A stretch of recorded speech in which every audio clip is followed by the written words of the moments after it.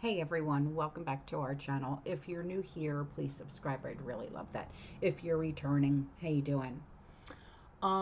We have quite a few things to talk about today, okay? And some of it's going to make sense and some of it you're going to be like, okay. The first thing is, according to President Trump, April 2nd is going to be a very big day for the United States of America. Yeah. Well, And may I I think ask you it want another me to way be then, sir? flexible too. Is flexibility going to be your ongoing view towards Sure, things? I'll always have flexibility, but there will be very little flexibility once we start. April 2nd is going to be a very big day for the United States of America. The United States of America is going to take back a lot of what was stolen from it by other countries and by, frankly, incompetent U.S. leadership, grossly incompetent. I gave you an example of Ireland. I would have never let that happen. Impossible for that to have happened. But we're going to take back our wealth, and we're going to take back a lot of the companies that left are coming back. If you haven't read, we have the biggest computer chip company ever, has virtually all of the market. I didn't call them, they called me. And they called for two reasons. Number one, we had a great election of somebody that they want running the country. And we won in a big mandate. We won every swing state. We won by millions of votes. We won by 2,750 districts to 500. Think of that, 2,750 districts to 500. That's why the map, when you looked at it, was entirely red, meaning Republican. Not meaning communist. So anyway, look, this country needed somebody to defend it.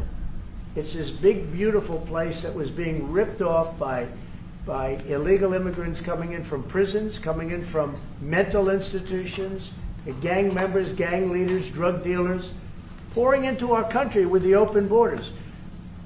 I am so angry at the last 4 years of what they've done to our country, what they've done to this country between inflation, but maybe the most that bothers me is that they would allow millions of people to come into our country that are stone cold murderers, killers, drug dealers, the worst gang members, the worst people allowed into our country. And we're now getting them out. We're going to get them out. We're getting them out. I want to thank Tom Homan, by the way. He's doing a great job. So what the heck is that supposed to mean? Well, I'll tell you. Trump is poised to enact reciprocal tariffs on April 2nd on foreign nations that have import taxes on U.S. goods. Yeah. So that's what the very big day is. Yeah.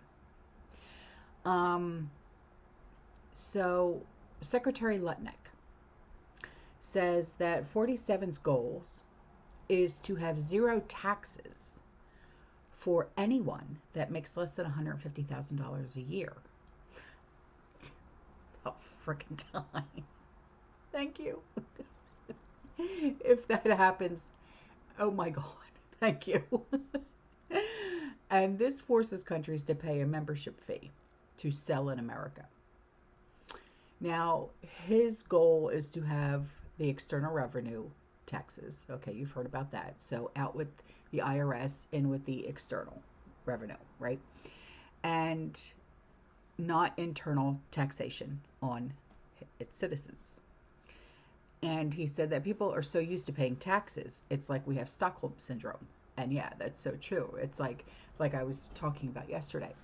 You know, when you buy something, okay, say you go to the store, say you go to Walmart or Target or whatever, and you buy a shirt, right? You pay taxes on that shirt one time, and that's it, right? But when you buy a house or you buy a piece of land, you have to continuously, every single year, pay taxes on that house or that piece of property every single year. It's the same thing when you have a car. You buy that car, you buy it once, and you pay the taxes on it, right? But yet, every single year, what do you have to do? You have to pay a registration fee for your tags and whatnot, right? Well, that's still the same as paying a tax, right? You have to re-register it every single year. Well, why? You know what I mean? And then, come to find out, After 10 years, okay, or however long, okay, because I'm sure in each state it's different, but here in Florida, every 10 years, that license plate number goes dead. Yeah. So you have to have a new tag every 10 years. So that's another, like, tax, if you will. So, and then I remember when I first moved here. Okay, so we're going back to 1993. If you moved here and you brought your car here from out of state, you had to pay an oh, what was the term called? There was a fee that you had to pay in order to, it wasn't just a registration fee, it was also another fee on top of that, and it was like $500 because you were bringing an out-of-state car into another state. Impound fee or something, I can't remember what it was called. And but it's like they get you every single way that they possibly can, and it's so ridiculous. It should stop as soon as you buy that article or item or whatever it is, and you pay the tax once. That's it. Boom, done. They should not and be able to hit you every single year on that one item. Now, okay, if you are, like, rich or elite or whatever the case may be, and you just have to buy a car every time you say it. Okay, well, I'm bored and I want to go buy a new car. Okay, well, then you know what? Then so be it. Good on you, that you can afford to go and do all that. Okay, but for those of us that are scraping by, okay, we should, there's a time and space and limit. Okay, we already bought the darn car. Okay, we already paid the tax on it. That's it. Done. Okay, and if a tag is good for 10 years, like here it is in Florida, you purchase the tag, you pay that tax, right? You shouldn't have to pay another tax for 10 years. That's it. Until that tag is, because they consider it dead, for another 10 years. That's it. Done. Right? That's just my unprofessional opinion. My uneducated, unprofessional opinion. But I don't think I'm wrong. Who cares? I tell you what, who cares? Donald Trump cares. And when we balance the budget, you know what that means? That means our deficits stop. Interest rates come smashing down. His goal is to have external revenue. The way I think about it, we all are so used to paying taxes. We're so used to it. We have like Stockholm syndrome. Don't stop the Internal Revenue Service, God forbid. How about this? The rest of the world leans on our economy, breathes off our economy. Not only is our economy $29 trillion GDP, but we consume $20 trillion a year. We are the buyer of everybody's stuff. We buy everybody's stuff. So who's more important, the people who sell stuff or the people who buy stuff? So we are the buyer of everybody's commodities, products, goods and services. Everything comes from us, right? Let them pay a membership fee. We all understand that model. Let them pay. How about we, you and I, and every single person we know pay less? How about no tax on tips? How about no tax on overtime? How about no Social Security? How about all those things? These are the kind of thoughts that will change America. I know what his goal is.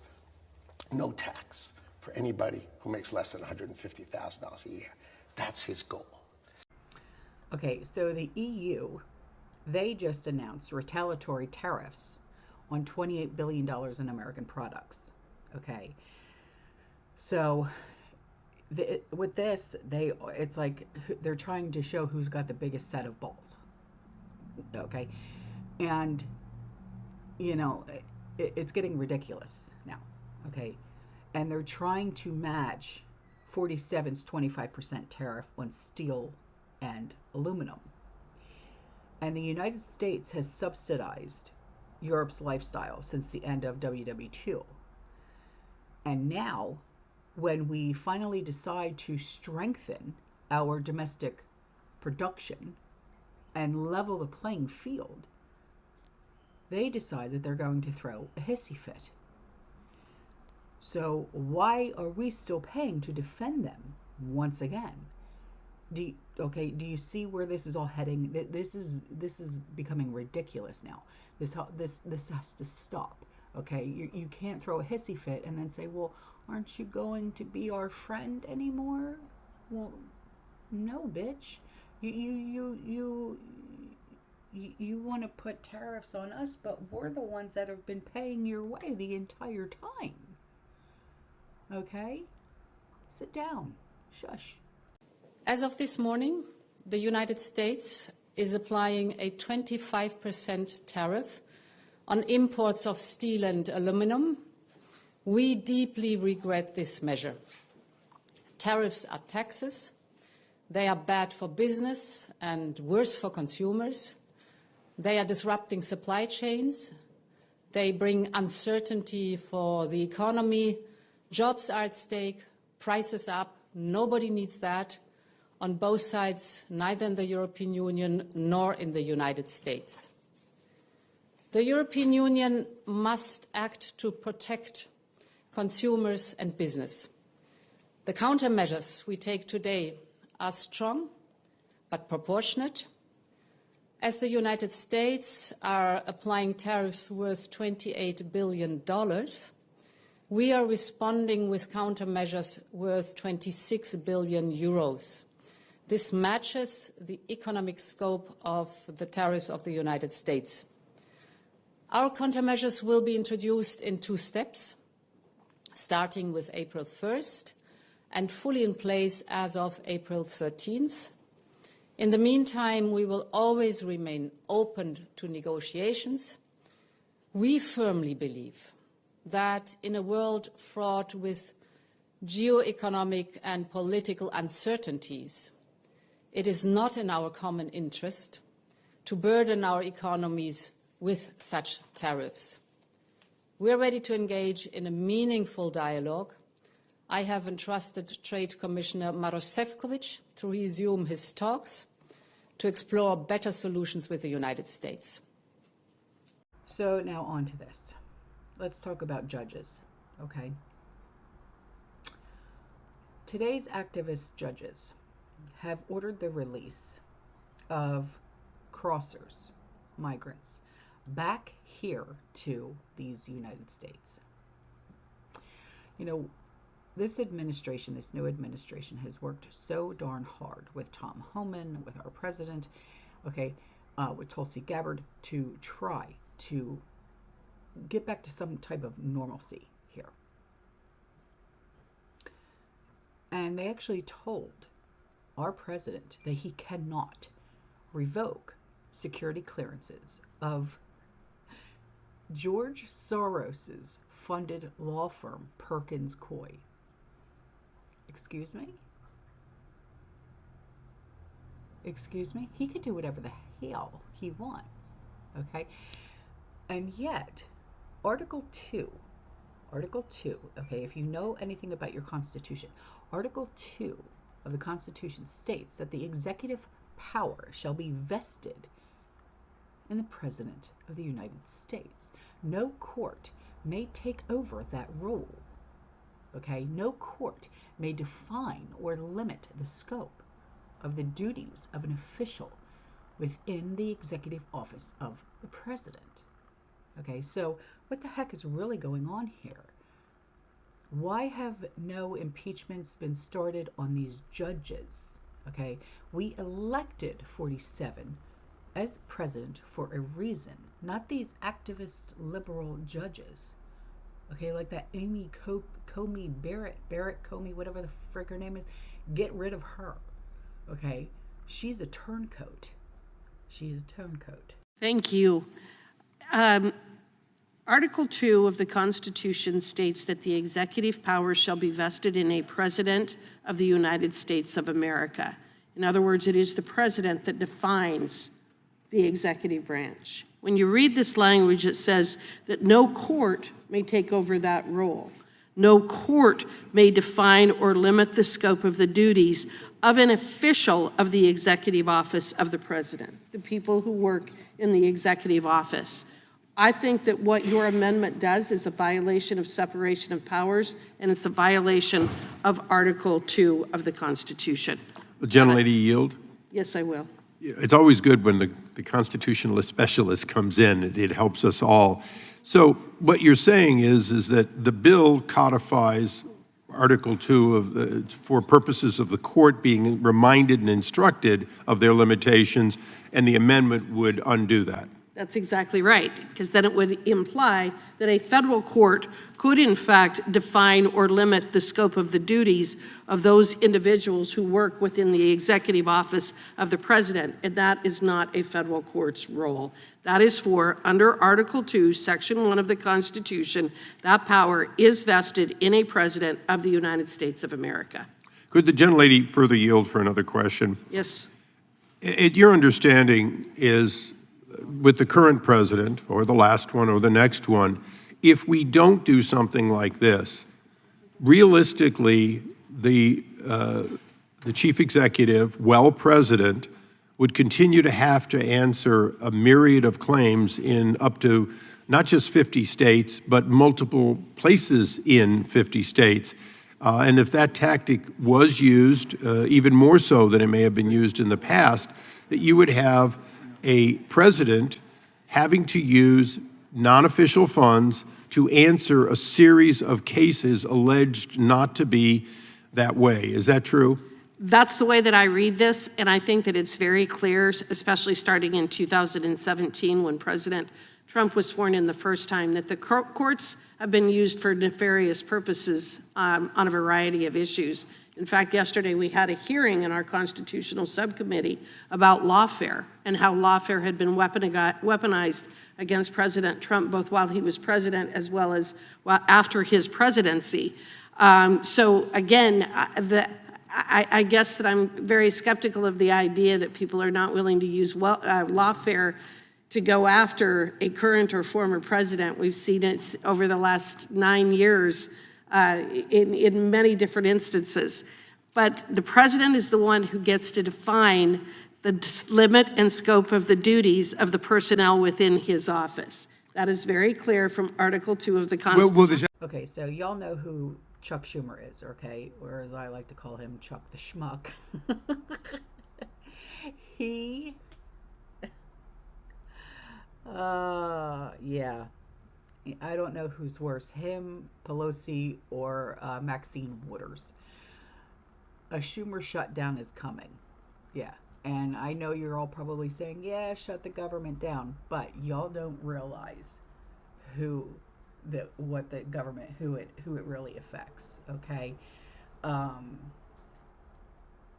know I'm probably going to lose subscribers over this, but you know what? That just goes to show who really gives a shit and who doesn't, okay?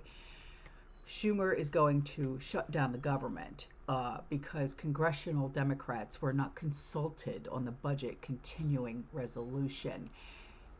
You know, it would be a shame if people shared this so that others find out about the Schumer shutdown.